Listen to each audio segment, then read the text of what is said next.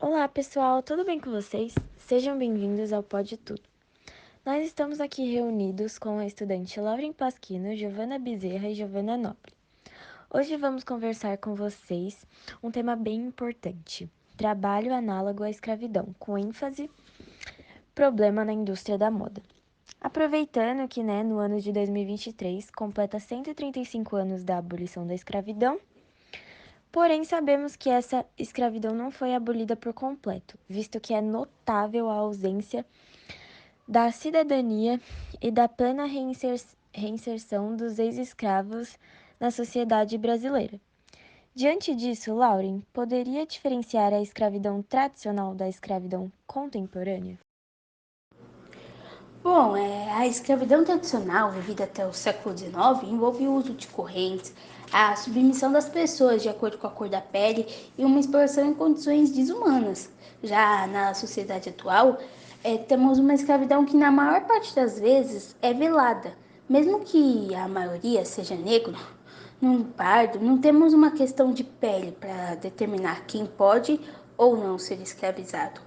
O uso de correntes é substituído pela prisão às terras, dívidas impagáveis relacionadas aos trabalhadores, ameaças e retenção de documentos, por exemplo. Certo, maravilha. As representações das últimas notícias aqueceram esse debate. Por que estamos vendo tantos casos recentemente sobre a escravidão análoga?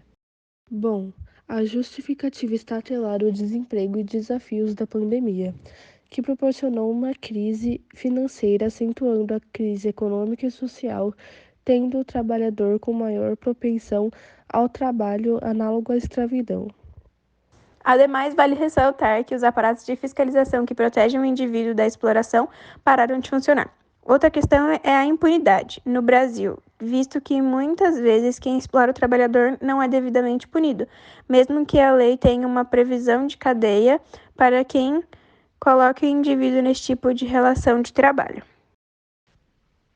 Perfeito, podemos dizer que sempre foi um objeto de reflexão da sociedade brasileira, pós-abolição, pós-Lei Áurea, ou seja, carregamos uma herança escravista. Sendo assim, poderia me dizer quando o Brasil reconheceu a presença do trabalho análogo à escravidão e que esse precisava ser combatido? O governo federal brasileiro assumiu a existência do trabalho escravo contemporâneo perante o país e a Organização Internacional do Trabalho em 1995. Assim, o Brasil se tornou uma das primeiras nações do mundo a reconhecer oficialmente a ocorrência do problema em seu território.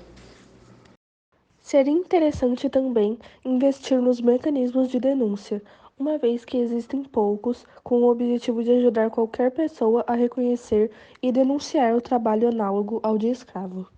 No mundo inteiro, é bem comum que várias marcas populares de varejo, grifes internacionais, contratem longas cadeias de fornecedores para produzir suas coleções, ao invés de fabricá-las por conta própria.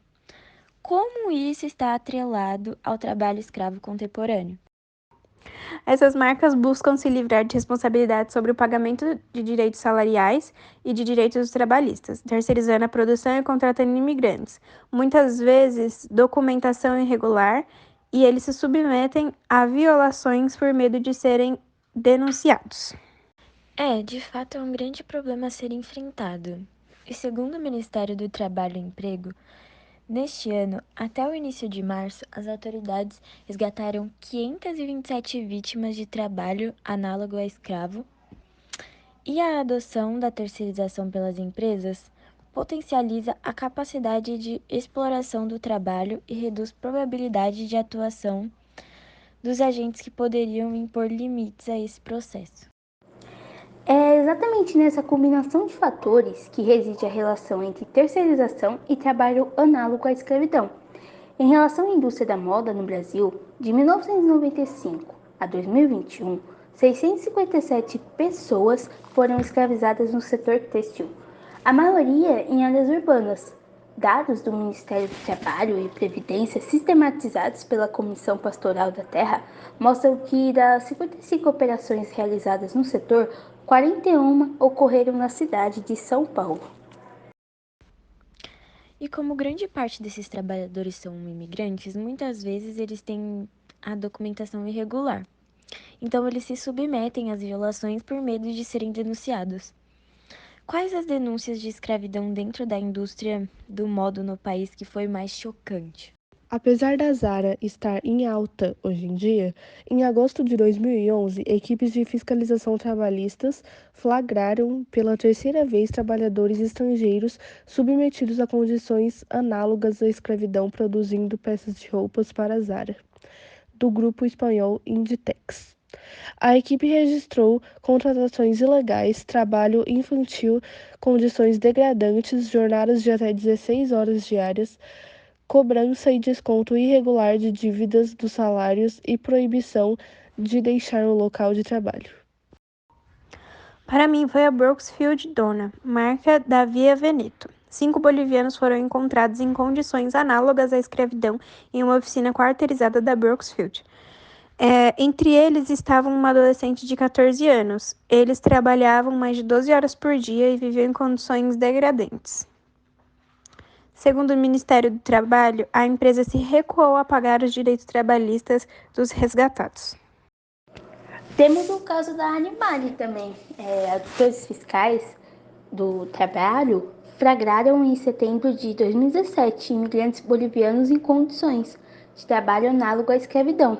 A marca, que define luxo e sofisticação como suas palavras de ordem, tem mais de 80 estabelecimentos no país, muitos em shoppings de alto padrão. Os costureiros subcontratados trabalhavam mais de 12 horas por dia no mesmo local onde dormiam, dividindo o espaço com baratas e instalações elétricas que ofereciam risco de incêndio.